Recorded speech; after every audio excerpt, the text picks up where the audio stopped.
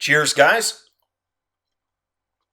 Epix 911, welcome to the Monday, September 18th, 2017 edition of VR News. Going to start things off with a game that I really enjoyed on both the HTC Vive and the Oculus Rift, launching today for PlayStation VR, the Solus Project. So this launched June 2016.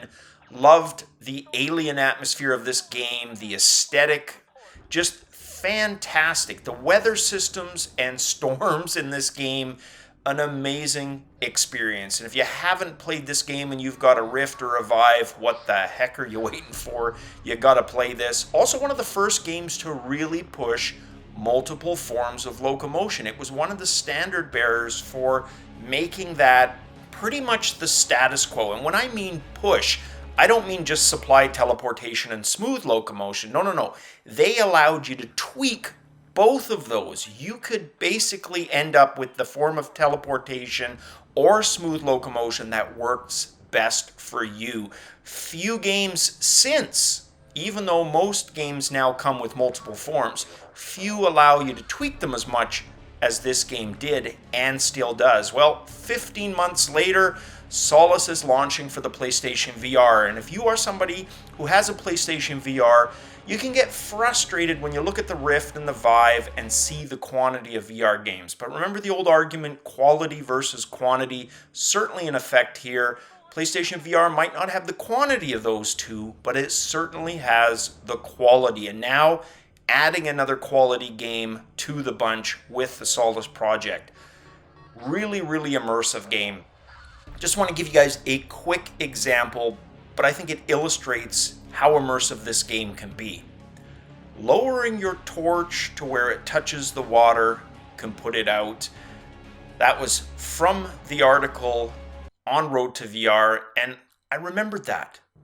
But it's not only that, it's storms and weather conditions that feel so realistic, it's as if you have lived those experiences. So if you want an exploration survival game on an alien planet where nothing is going to look as you expect it, but what you do see looks gorgeous and mysterious and strange, pick this up. If I had to pick one negative, probably would be the storyline. So if you are somebody who demands or needs a strong story-driven game, this may not be the one for you. However, if you're okay with developing your own story and background as you move forward through the game, you'll do just fine with the Solus Project. Next up, finally, we can talk about the AMD Radeon RX Vega 64 and just ask the most basic of questions, is it worth it? And I can say based on what I have seen, no. That's pretty much the summary. If you want the details, stick around. If you don't, you can jump to the next story. If you're still here, what it boils down to basically is performance-price ratio and power consumption, the likes of which you have not seen. This thing is a power pig, and that's putting it mildly. There's some benchmarks, gaming tests, that have shown peak power draws in excess of 600 watts. Now, I've got a 1300 watt power supply. No way in hell I would want my system using half of that for one single graphic card. Now, it consumes about 24% more power on average than the 1080 Ti that it's pretty much priced comparatively with. But on average, you get about 20% less performance. In fact, the 1080 Founders Edition, the card that I have, which you can now get for about $800 something, $400 cheaper, came out a year ago and beats it in most benchmarks. I don't say that as an anti-AMD person. If you're new to this channel, it might sound like that. For as long as I've had video cards, I've basically switched between AMD and NVIDIA. Whichever offered the best bang for the buck is what I got. Generally, I would buy the most powerful for my main machine, and a lot of times, admittedly, that was NVIDIA, but my second machine, the best bang for the buck machine, usually had an AMD in it. 2 cycles ago, or just before my Founders Edition rather, I had dual R9 290s in Crossfire. So I'm not an anti-AMD person by any means.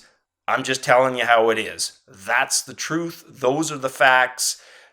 On that basis, just can't recommend this card. So if you are a diehard and you've got that logo and the brand is that important to you, sure, get it. But if performance, price, power consumption, any or all of those variables are important, you're probably going to want to give this card a miss.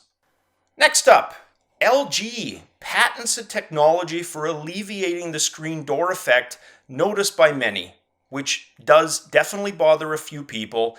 I know for me personally, it's the dead pixel that bothers me. The screen door, although I notice it on occasion, just doesn't bother me. I don't know why, it just doesn't. If you've never wandered into the world of patents, guys, and the jargon that they use, I'm just going to read this really quick. Here's the summary for their technology. In the display for virtual reality, a light diffusion member which diffuses light emitted from a light transmitting area of a display panel to a light blocking area of the display panel is interposed between the display panel and an optical lens, whereby a user who views an image displayed on the display panel at a very close position does not perceive the light blocking area, which improves the image quality of the display. Did you get any of that? Neither did I. Took me a couple of times to understand what the hell they're talking about, but it's a technology that doesn't seem to target resolution. Instead, it describes, as the article from Upload VR points out, a light diffusion member. And that's placed between the display and the lenses, and in the patent's words, this diffuses light emitted from a light transmitting area of a display panel to a light blocking area of the display panel, and thereby improves the image quality of the display. So with that said, what use are you going to get out of this? Well, for 1080 resolution, those of you bothered by this, devices using this probably are going to benefit you. Moving forward, resolution is just by its nature going to take care of the screen door effect.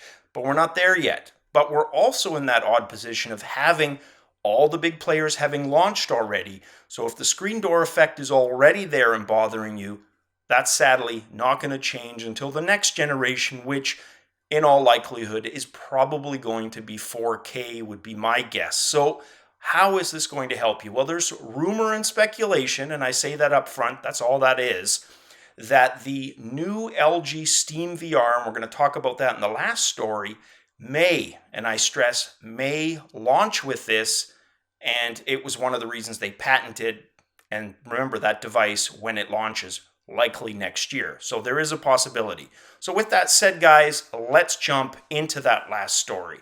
So the LG Steam VR HMD resurfaced recently at a Korean VR conference, technology fair, whatever you want to call it.